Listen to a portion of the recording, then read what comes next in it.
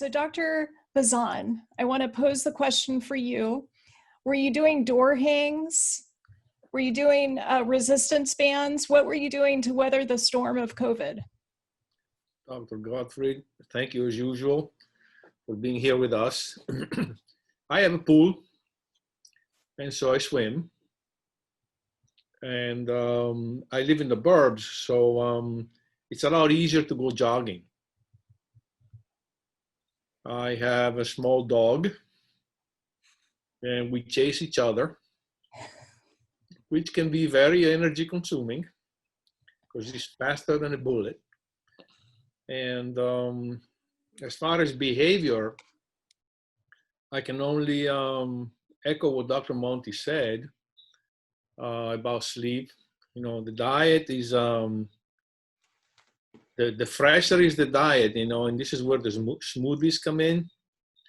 The more energy you're putting in the body, at the same time that you are selecting out the bacterial population that activates the immune system. And back to the gut, as you were kindly mentioning, a lot of the tissue of the gut is directly responsible for the activation of the immune system. You know, the gut-associated lymphoid tissue, the mucosa-associated lymphoid tissue. People that haven't gone to medical school, these are these islands called the Peyer's patches, and everything starts, you know, like even the good old tonsils, for whoever still has them. In my generation, they were all gone.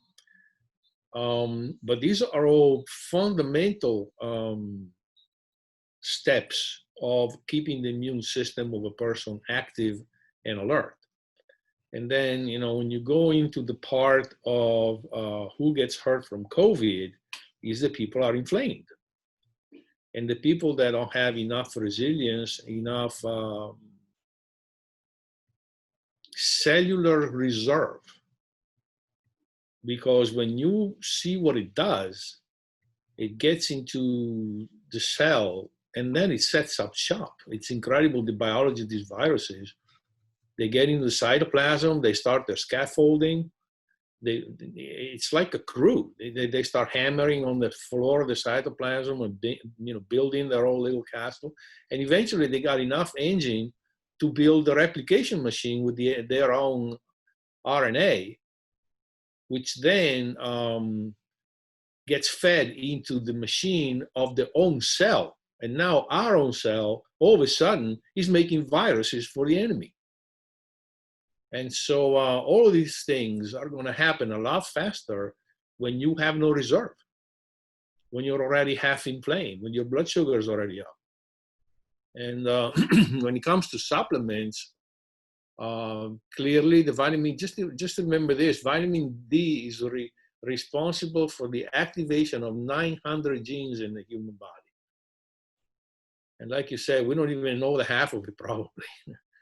And I take probiotics because it's always good to put some strains in there that are friends. And zinc. Zinc is important, but not any zinc. It should be zinc carnosine, because zinc has to be